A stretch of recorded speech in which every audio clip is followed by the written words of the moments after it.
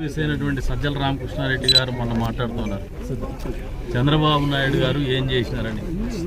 రాప్తాడు సిద్ధం సభలో జగన్మోహన్ రెడ్డి గారే సాక్షాత్తుగా పదే చంద్రబాబు నాయుడు గారు ఏం చేసినారు, చంద్రబాబు నాయుడు గారు ఏం చేసినాడు అంటున్నారు. ఈ కాలువలంతా దువ్విండేది ఆ చంద్రబాబు నాయుడు గారి హయాంలోనే.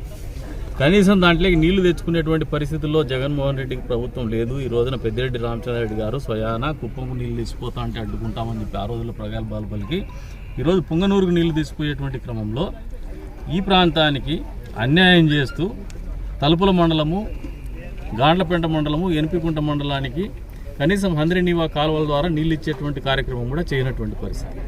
ఈరోజు అన్యాయంగా ఇక్కడ ట్రయల్ రన్ మాత్రమే ఇంతవరకు జరిగింది. మొన్నటి రోజున మాట్లాడితే ఇంతకుముందు నీళ్లు వదిలినామని చెప్పి మాట్లాడుతున్నారు. నీళ్లు వదలడం ఎక్కడి వరకు అంటే ట్రయల్ రన్ వరకు వదిలినారు. ఇంతవరకు ఈ ప్రాంతంలో ఉన్నటువంటి చెరువులకి నీళ్ళు ఇచ్చినటువంటి పాపాన పోలేదు. రైతాంగాన్ని అన్యాయం చేసినారు. ఈరోజు రైతాంగం అంతా కూడా రోడ్డు ఎక్కేటువంటి పరిస్థితిలో ఉన్నారు. ఒకటే చెప్తాను ఈ ప్రభుత్వానికి, ఇరిగేషన్ శాఖ వారికి, స్థానికంగా ఉన్నటువంటి వైఎస్ఆర్సీపీ నాయకులకు, ఈ జిల్లా ఇన్ఛార్జ్ మంత్రివర్యులకి, మీరు ఈ తలుపుల మండలంలోని హంద్రినీవా కాలువల ద్వారా నీళ్ళు ఇవ్వకపోతే వచ్చే వారం రోజుల్లో రైతులతో పాటు కలిసి తెలుగుదేశం పార్టీ ఖచ్చితంగా ఈ ప్రాంత రైతాంగాన్ని ఆదుకోవడానికి వాళ్ళ తరఫున పోరాడతాం.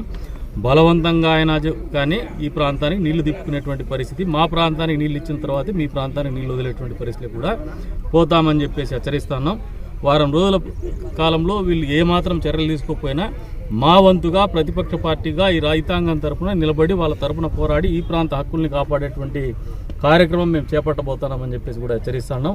ఇప్పటికైనా కూడా సజ్జల రామకృష్ణారెడ్డి గారు కావచ్చు, జగన్మోహన్ రెడ్డి గారు కావచ్చు, చంద్రబాబు నాయుడు గారు ఏం చేసినారో జగన్మోహన్ రెడ్డి ఇప్పుడైనా చూడు.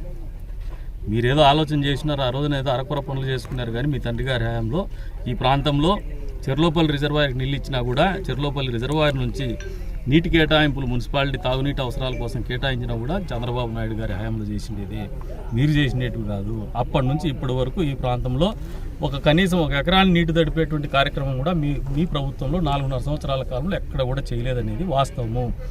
అందుకని మీకు ఈరోజు నేను సెల్ఫీ ఛాలెంజ్ ఇస్తున్నాం. అంతేకాకుండా వచ్చే వారం రోజుల కాల వ్యవధిలో మీ దగ్గర నుంచి చర్యలు లేకపోతే మాత్రం మా దగ్గర నుంచి ప్రతి చర్యలు తప్పవని చెప్పేసి కూడా హెచ్చరిస్తాను.